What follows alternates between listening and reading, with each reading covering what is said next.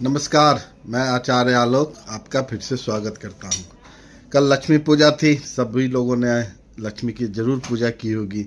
दीपावली की बहुत शुभकामनाएं आप लोगों को मिली ही होगी। देखिए, अब लक्ष्मी अगर आ गई घर में तो उसे बचाना भी तो होता है। बहुत लोगों की ये समस्या होती है जिसके पास बेवजह का धन आ जाता है।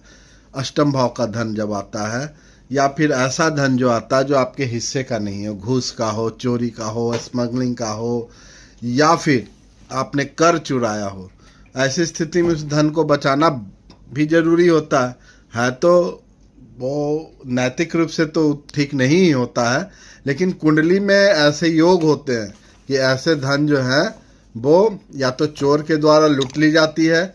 सीबीआई, ईडी, आईटी विभाग ये सब छापा मारते हैं और धन राज्य के द्वारा जब्त कर ली जाती है। तो ऐसे कुंडली में कौन से योग होते आए उसके बारे में हम लोग बात करते हैं। देखिए, अगर आपका धनेश और लाभेश नवांश कुंडली में किसी पाप राशि का होकर और हीन बली हो, मतलब कमजोर हो जाए, तो समझिए कि आपका धन चोरी के द्वारा छीना जा सकता है या ईडी, आईटी, राज्य सरकार आपका धन ले सकता है।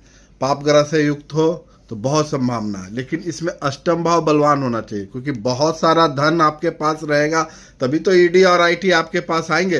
लाख 2 लाख वाले के पास नहीं आते हैं, ये लाख 2 करोड़ 5 करोड़ वाले लोग के पास आते हैं।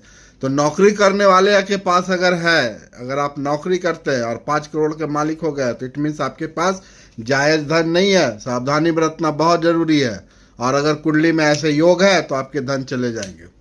इसी तरह से व्यापारिक लोग भी जो राज्य कर चुराते हैं और अपने सीए से गलत कुछ रिपोर्ट अंकित करवा के दिखवाते हैं, उनके कुंडली में अगर लाभेश, धनेश अगर नवांश कुंडली में कमजोर हो और नवांश कुंडली के नवांशेष के जिस नवांशेष में जाएगा, मतलब जिस नवांश के स्वामी जो होंगे, अगर वो भी त्रिक भाव में बैठा हो तो बहुत संभावना है ईडी और आईटी का छापा आप पे पड़े।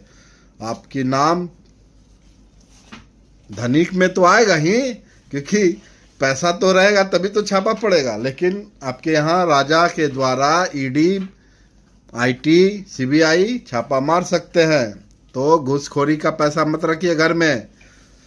तीसरा समझिए, देखिए, लग्नेश जो होता है और धनेश, ये अष्टमेश, बहुत बड़ा धन में ही लोग शामिल होते हैं एकादशेश के साथ। अगर ये अपनी नवांश चक्र में या नवांश चक्र के स्वामी जो बनते हैं वो अगर त्रिक भाव में हो, बहुत कमजोर स्थिति में हो,